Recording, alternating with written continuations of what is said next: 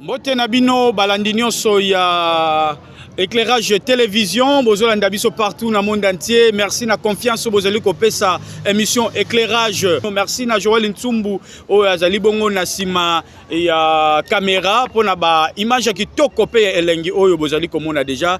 Nzambe apambola bino. Na numéro ya sika ya émission amukola lelo éclairage tokoyamba lisusu pona bino invité spécial oyo bongo babengi na kombo ya Kala Tatadi. Firme Lungulungu Kala Tatadi Umanisa Ngongolo Ziaku. Merci Santu Thomas Buka Mona Buka Kwikila. Voilà, tous allez invité na biso ya mokolo lelo tous allez na ye mais c'est Firme Lungulungu mbote na yo. Mbote de game vangu. Vraiment. Éclairage, félicitations. Merci. Parce que namoni au comme na sommet. Na sommet félicitations. Na ibisaka yo ndengo bandi émission na ngai. OK nango musika. Félicitations en tout cas. Big félicitations à Bakissi parce que tu as fait l'émission avec un sénateur. Ça c'est très très important à souligner. Non seulement parce que Aza est originaire à Sekebanza, mais parce qu'il est sénateur. Et félicitations. Et tu as les gars on a présidence. Oh, on a prophétie? C'est ça, c'est une prophétie. Et tu as les gars on a niveau de présidence. Félicitations en tout cas. Les sénateurs. Non, le sénateur, le sommet. Ah, okay. Parce qu'après, tu as niveau provincial, niveau national. Niveau national, députation nationale, tu as Sénat, après présidence. Okay. Et Sénat, il y a une chambre des sages. Vous comprenez? Chambre des sages. Donc, il y a une chambre oyo, il y a un bateau, il y a un bouania. On a la makambo oyamboka. Félicitations. Et en passant, je salue le sénateur, Babi Vangu Gisongo. Membre d'honneur ya Zolatiak. D'ailleurs, a confirmé qu'il y a un mot. Mais à Robo, il y en a parce qu'il y a un cause à rater. Sans tenir les relations, pendant que écouté, le sénateur Babi Vangu est membre d'honneur à Zolatiak. Je ne peux pas mentir. Non, mais pour quelle raison? C'est statutaire, azana stati na biso. Mais to ke to lo banana pe Zolatiak on peut action mo na terrain Firme Lungulungu. Bakso Zolatiak za ko sala ba compétition te. Na saison BO to ko sala 1 hectare ya bilanga on a une reste ko yebiango. Ah, tu gabo. Mais je te dis, on va bientôt récolter les arachides. Ngemeza ba yao. Ngeza ba fait. Mais je te dis non, 1 hectare to sala une ra awa. Voilà. Donc, mais oui, Ezali, nous allons contribuer à la suffisance alimentaire.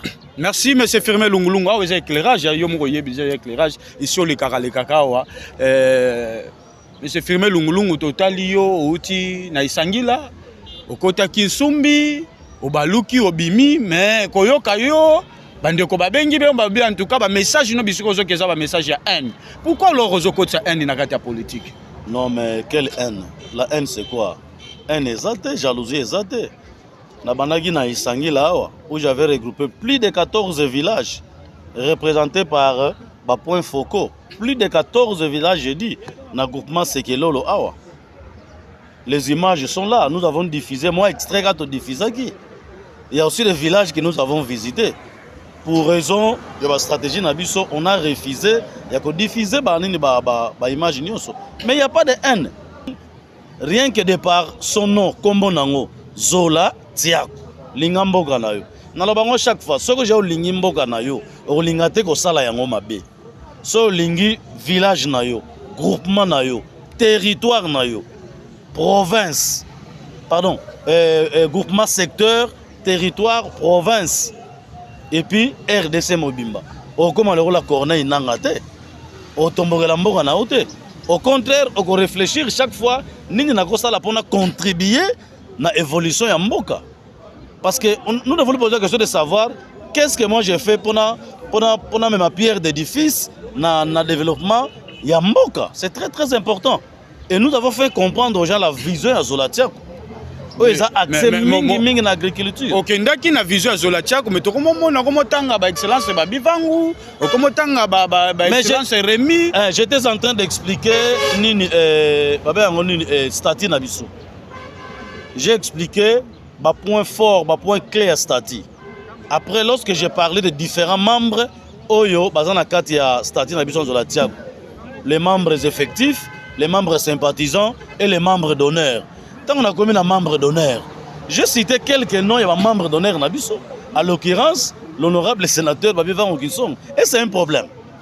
De ce que tu comprends bien, nous avons fait un Mikolo côté la carte. Ce qui a passé ngai firmé tant qu'individu, où est le problème? Ou sinon ceux qui a passé Mbongo dans Zolatiago étant membre d'honneur, où est le problème? Mais retenez une chose que Zolatiago est salématé pour que va passer en Mbongo. Vous comprenez? Parce qu'au sein de Zolatiago, nous cotisons. Asbel, une association sans but lucratif. Donc, ça, il y a un eloko moko comme on a non. L'objectif est à caractère vraiment déjà idéal, mais il faut atteindre. C'est-à-dire, tu as X, Y, T, la membre ne peut pas faire non, non, non, non. L'argent c'est bon, mais ma canicipée est très très importante. Voilà un peu. Donc, s'il vient soutenir Zolatiago, c'est un problème. Merci, M. Firmé Lungulungu. Vous allez apprendre des mots après demain que non, Mme Mathieu Bongi, par exemple, a pu subir son montant dans Zolatiago. Pour ne pas être membre d'honneur. Elle a consenti qu'on soit membre d'honneur. Non, je te dis.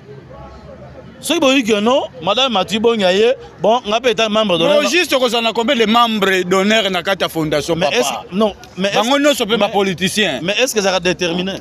Ah, Firmé Lungulungu. Il y a un politicien. Combien de membres d'honneur? Association Nyonso, bazan la posa et ba membre, bazan la ebele. Peu importe la catégorie. Mais il y a pas politicien, cara. Non, il n'y a pas seulement des politiciens.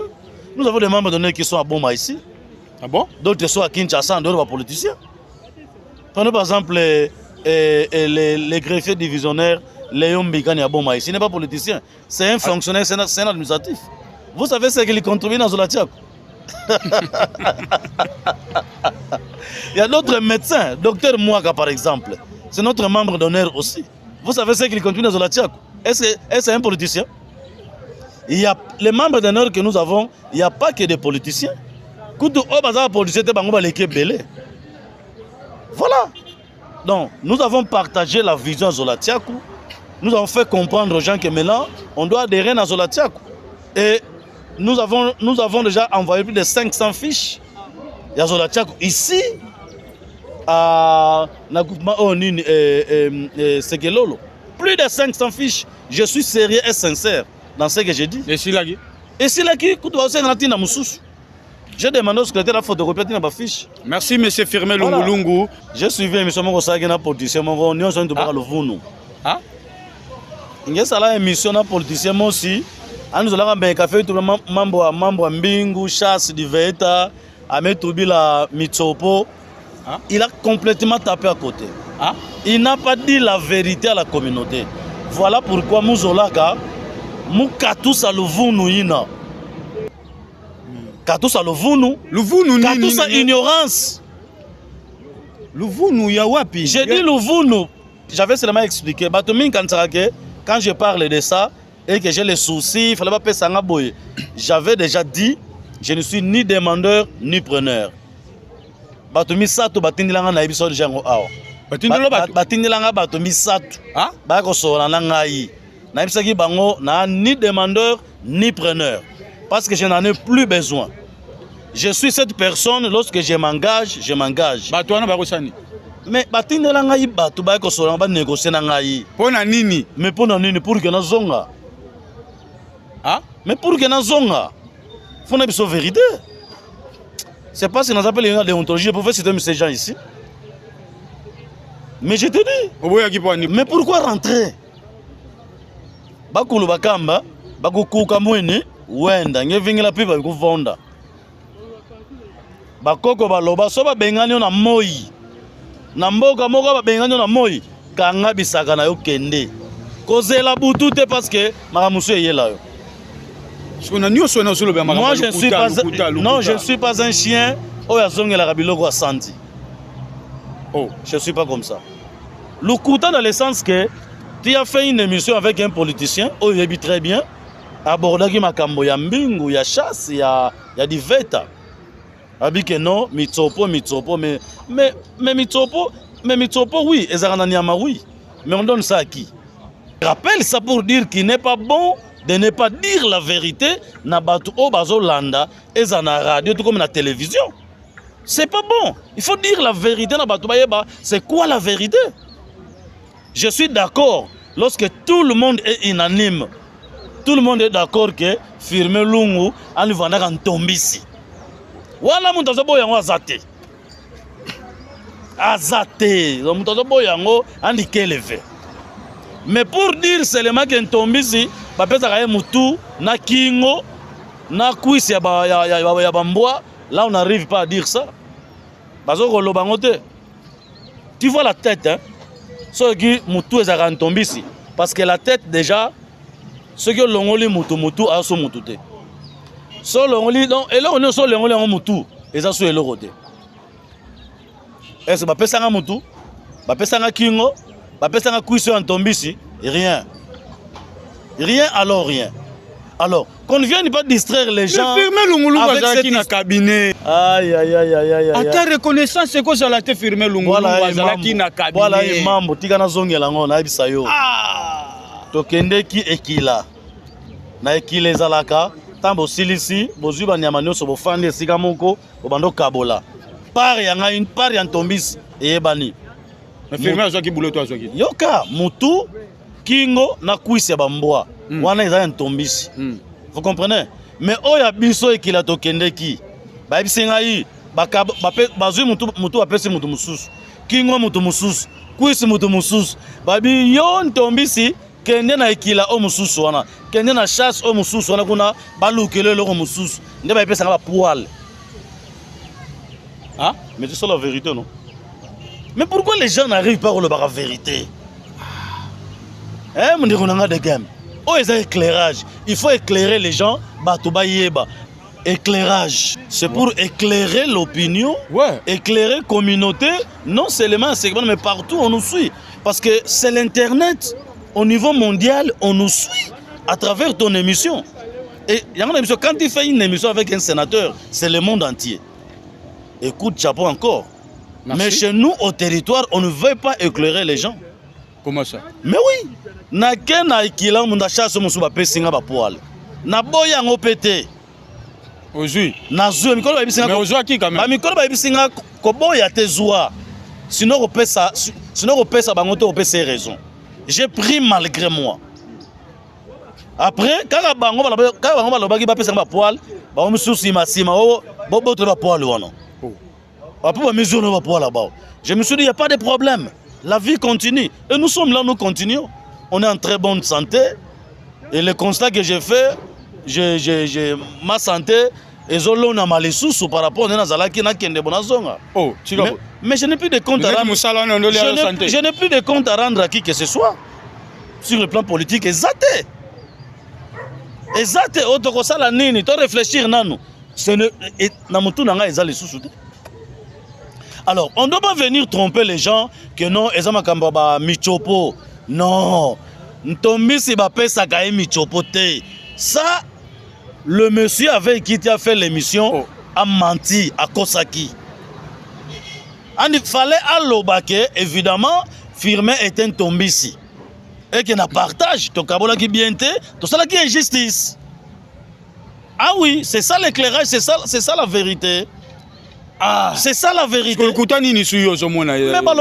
tout ce qu'il a dit, c'est du mensonge. Comment ça? Il n'a pas. Non, faut que boya lokuta. Nini yo lokuta au moni wana. Mon cher de Game, on vous a dit au cours de cette émission que ce monsieur-là a une action dans le groupement Nyon sur le territoire à Sekebanza. Mais d'ailleurs, vous êtes mieux placé, mais c'est pourquoi je dis que je suis mieux placé pour dire que c'est pourquoi je dis que je suis mieux placé pour éclairer l'opinion en disant que ça le coûte. Ah, c'est du mensonge. Louvou-nous. Comment ça? Fake news. Excusez-moi. Ah, c'est du fake news. C'est que Banja a 28 groupements. Les gens ignorent que même Vivi a un groupement. Que ces messieurs nous disent à Vivi, il a fait quelle action? Vivi a au bord du fleuve. C'est un groupement qui nous disent il a réalisé quelle action là-bas. Et nous sommes à Kinzanve, c'est le groupement qui tient. C'est un groupement aussi. Il a fait quelle action à Kitiengo? Groupement Langaï, d'où je suis originaire moi, Groupement Kouni, il a fait quelle action là-bas? Je sais que cette émission va aussi passer à la radio. Mais vous voyez, le chef de groupement Kouni est en train de nous suivre à ça l'action. Kouni ezako ba na guma matamba. Asani na matamba. Toye awa na kavuzi. Soko kati sipon lukula otiki secteur abundi, obani secteur Mbavu. Au kati sipon lukula wana obani Kinumbu. C'est le secteur de Mbavu qui vous reçoit avec le groupement Kavuzi. Qu'est-ce qu'il y a là-bas? Mais pont est où tu salé Maguna? Pont dini. De quel pont tu parles? Non, il y a ça le pont. Est-ce que pont va salir kuna? Il faut encore féliciter l'opérateur économique Ziamina. Il a regroupé Batou. Après, si Bango moyen, j'ai des images. Ah? Je te dis que j'ai des images. On m'a envoyé des images. Oh. Mais je te dis aujourd'hui, c'est l'opérateur économique Ziamina qui a disposé de ces moyens pour que passage et ça les magas même. Pont et ça limité, mais ils ont changé Banzete. Ah, mais oui. Mais oui, je te dis. Groupement Makaba. Quelle action il y a là-bas?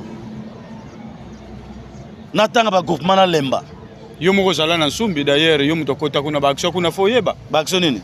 Il y a secteur en Nsumbi. Mais secteur en Nsumbi, qu'est-ce qu'il y a là-bas? Nsumbi a 6 groupements. À l'Otalambeko, qu'est-ce qu'il y a là-bas? On viendra vous dire que non, tu sali ça va source. On viendra vous dire que non. Non, moi je ne vous ai pas dit qu'il y a des actions dans tous les 28 groupements. Na Lobangote.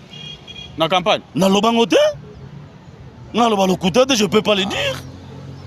Ah. Moi, je n'ai pas dit ça. Monsieur éclairage, il y a un retard. Oui, non, les chaînes de radio sont là. Je fais des émissions un peu partout. Lukelanga est là où je dis que dans les 28 groupements, il y a des actions. Cherchez. Il n'y en a pas. On viendra vous dire que non, écoutez, à Kavuz, on a construit une source d'eau. Mais non, bon, mon financement est province. Mon financement est province. Une source d'eau qui a raté ici à Kinumbu. De Tibozala, on a bossala mine l'autre. Banani on a.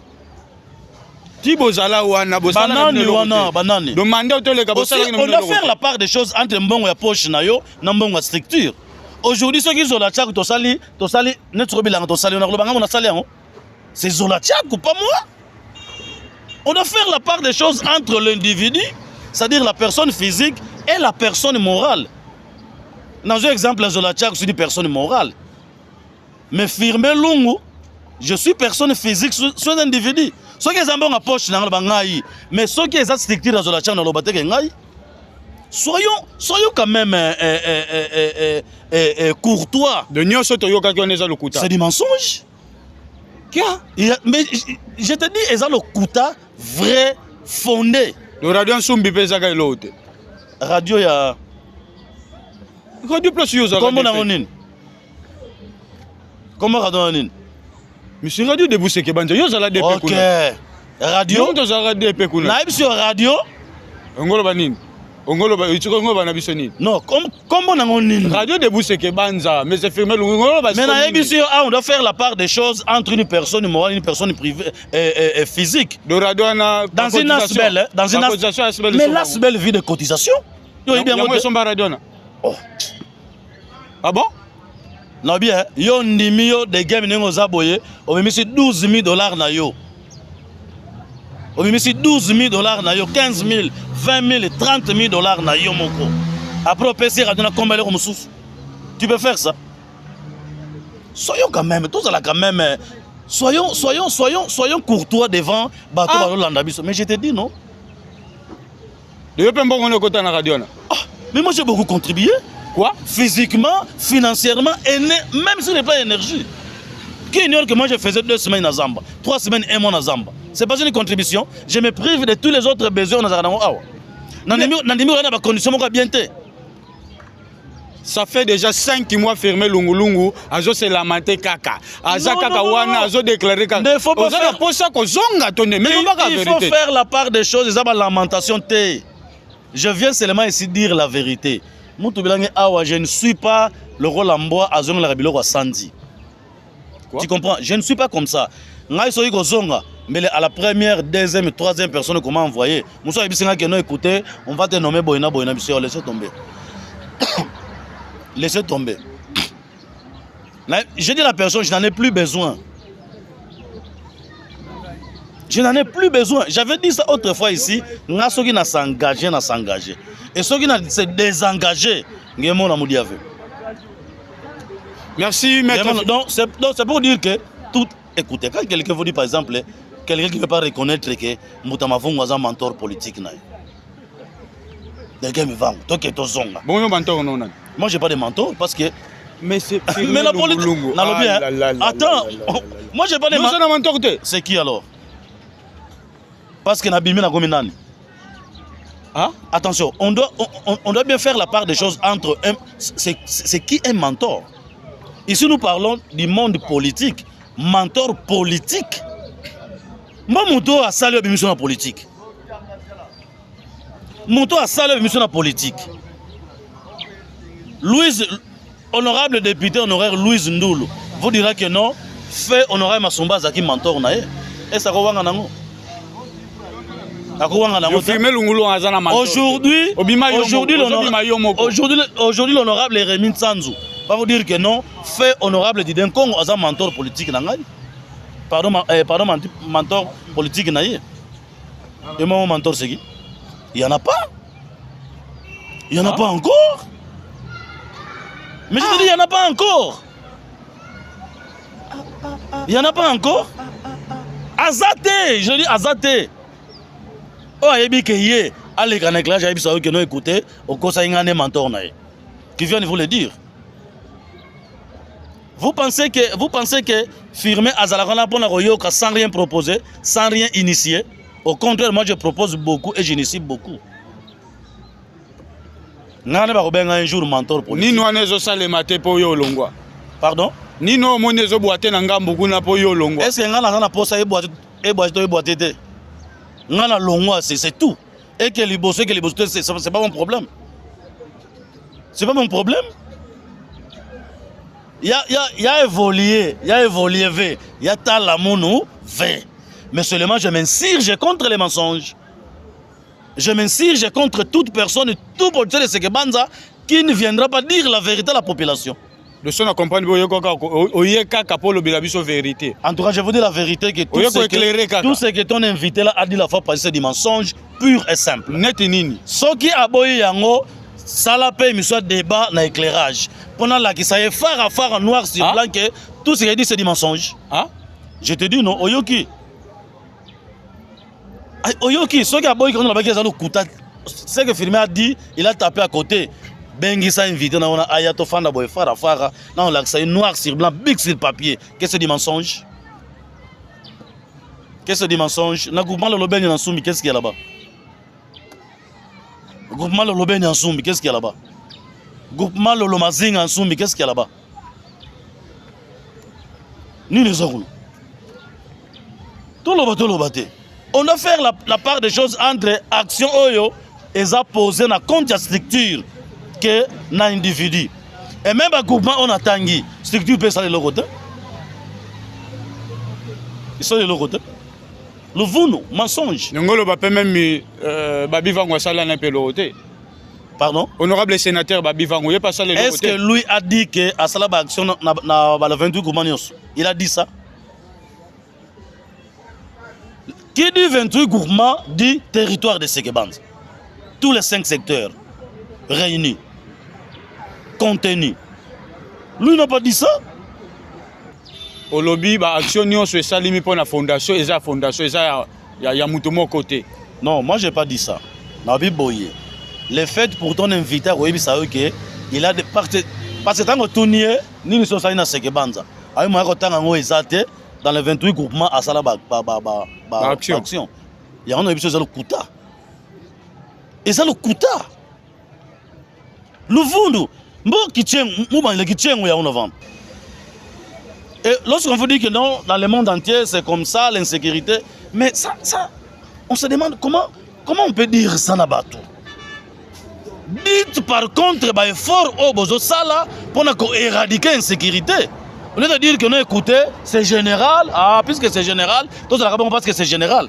Sinon, alors, à quoi servirait l'État à travers les différents ministères et ses différents services? Parce que l'État, c'est un tout. L'État, c'est un tout composé de ministères et de services. Et chaque service doit fournir d'énormes efforts pour le secteur. Éradiquer là où il faut éradiquer. C'est ça la réalité.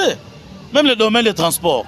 On veut dire que non, on veut dire que non, les embouteillages, les gens même la porte, tout. Ah! Mais moi, on appelle le Kouta. Mais moi, je me dis. On appelle le Kouta. Je me dis de combien de monde nini. Qu'est-ce qu'on dit à la population? Qu'est-ce qu'on dit aux administrés? Il y a un avis awa. Cas général. En Europe, c'est comme ça, partout, c'est comme ça. Et c'est pour ça que la reine non. Yebisa biso ba effort aux entreprendre. Parce que la réalité est là. Il y a des embouteillages. Matadi aujourd'hui invivable. Tu peux commencer à faire les pieds depuis le pont Maréchal, même jusqu'à la rond-point Ginkanda. Même jusqu'à 24 novembre. Tu fais les pieds. Moi, j'en ai fait 2 fois. Invivable. Mais c'est quoi? Est-ce que Ata Edi Moko vous proposer pour nous soumettre dans la provinciale? Pour nous avoir mesure Moko Boye pour nous diminuer sensiblement l'embouteillage? Non, aucun Edi, il n'y en a pas. Mais dis-moi, il n'y a que des communiqués. Des communiqués qui ne produisent aucun effet. Mais tu qui ministre, il y a transport à délocaliser, roulage au bazala qui n'a pas zoana. Il y aura ici roulage, il y aura ici ce roulage qui faisait des embouteillages. Roulage.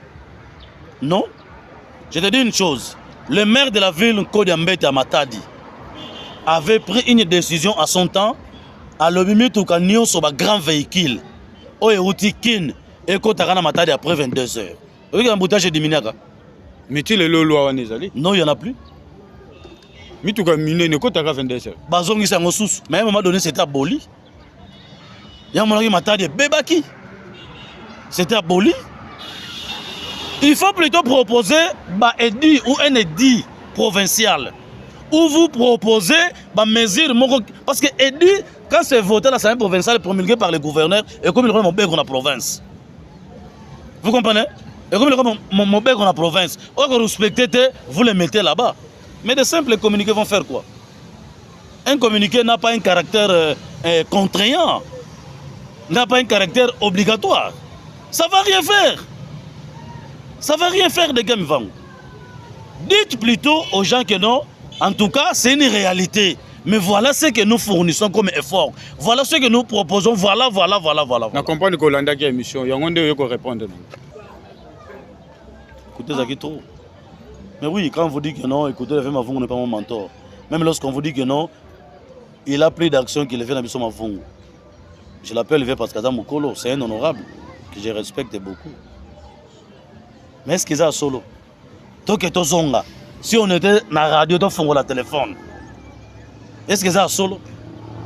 Vous avez même les réseaux sociaux, comment est-ce que les gens sont intervenus s'insurger contre le Koutawana?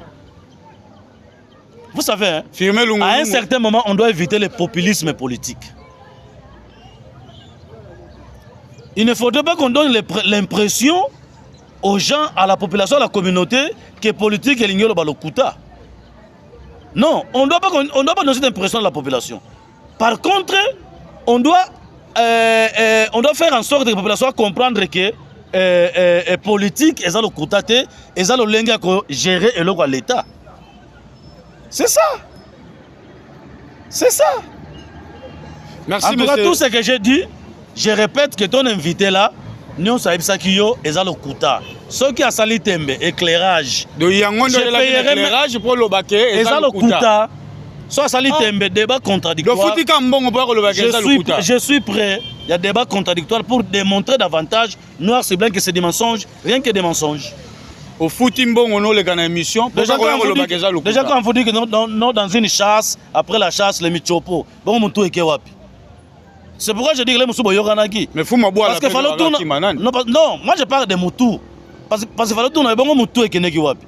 Kingo est keneki wapi. Lokolo est kuisa bamboa est keneki wapi.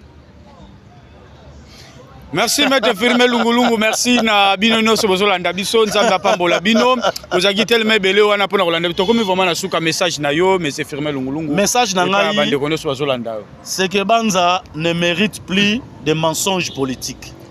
C'est que Banza mérite mieux alors mieux